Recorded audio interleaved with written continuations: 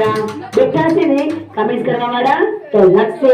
અરે કિરણ બેન તો કેટલા સરસ લાગે છે સાડીનું પલ્લું બરાબર નથી પાટલી બરાબર નથી અને ગળામાં લાંબા લાંબા મંગળના પેન્ડલ તો દેખાતા નથી તો કમ્પ્લીટ કરીને ફોટો પડાવી લેજો અને ફોટો જોઈને સ્ટેટસમાં મૂકજો હા બેટા તે જોયું ચેક કર્યું બનેલું બરાબર છે ને કઈ મોટું મોટું જોયેલું નથી પપ્પાનું મમ્મીનું ઉતરેલું નથી ને તો બરાબર છે